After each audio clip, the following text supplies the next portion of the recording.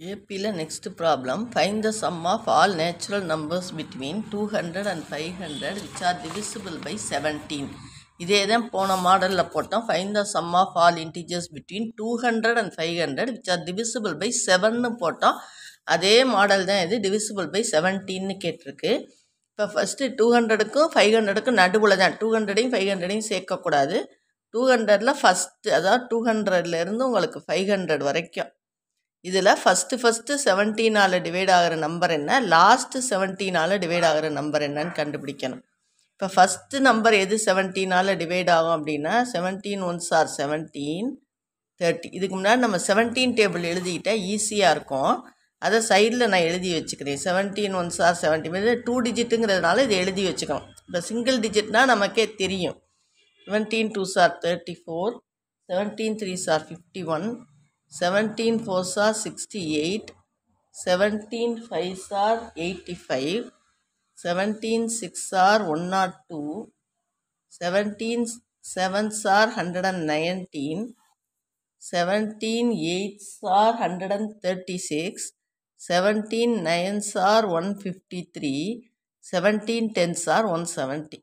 நம்ம மட்டும் எழுதி வச்சுக்குவோம்.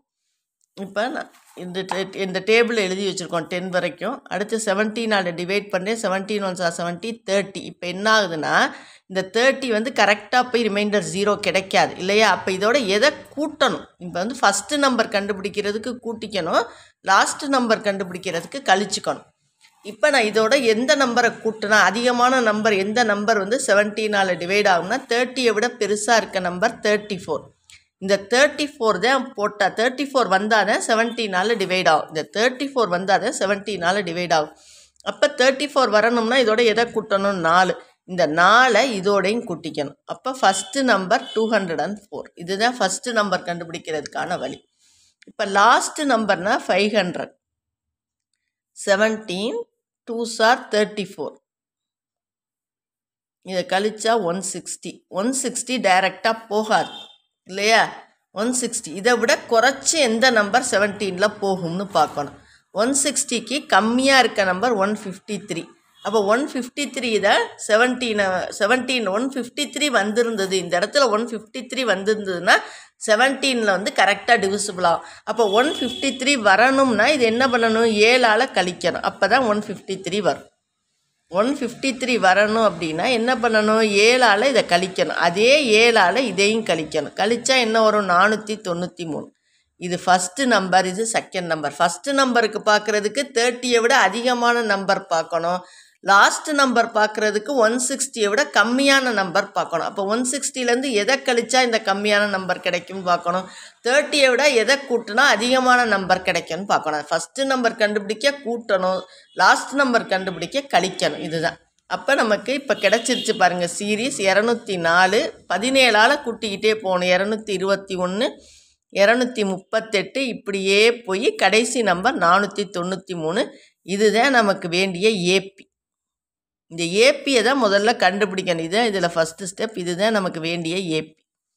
204, 221, 238, 493. இப்போ கிளியராக இருக்கா உங்களுக்கு? போன ப்ராப்ளத்தை காட்டிலும் இந்த ப்ராப்ளத்தில் இன்னும் கொஞ்சம் கிளியராக இருப்பீங்க. இப்போ ஃபஸ்ட்டு கண்டுபிடிக்க வேண்டியது நம்ம என் கண்டுபிடிச்சா தான் எல்லா வேலையுமே நடக்கும். n is equal to L minus A by D plus 1. இதுதான் L, இது A. D வந்து 17. ஏன்னா 17 கூடிக்கிட்டே போகுது, அதனால் 17. இப்போ 493 மைனஸ் 204 பை 17 ப்ளஸ் 1. இதை கழிச்சா 289 பை 17 ப்ளஸ் 1. 17 289. 17 ப்ளஸ் இந்த ப்ளஸ் 1 கடைசியாக தான் கூட்டணும். அப்போ எண் எவ்வளவு கிடச்சிருக்கு? 18 டேர்ம்ஸ். மொத்தம் 18 டேர்ம்ஸ் இருக்கா இந்த சீரீஸில். இப்போ இது கிடைச்ச பிறகு எஸ்எனுக்கு வந்து ஒரு ஈஸியான ஃபார்முலா தான் இதுக்கு யூஸ் பண்ணணும். n/2 × L + A அப்படிங்கிற ஃபார்முலாவை இதுக்கு யூஸ் பண்ணணும். அப்போ n/2 என்னன்னா என்னது? 18/2. லாஸ்ட் டேர்ம் என்னது? 493. ஃபஸ்ட்டு டேர்ம் என்னது? 204. 18/2 × இது ரெண்டையும் கூட்டினா 697. 7ங்கிறதுனால இது கேன்சல் ஆகாது. இதை கேன்சல் பண்ணுவோம். 2 9. அப்போ 9 × 697. இதனுடைய ஆன்சர் 6273. இதுதான் எஸ்எனுக்கான ஆன்சர்.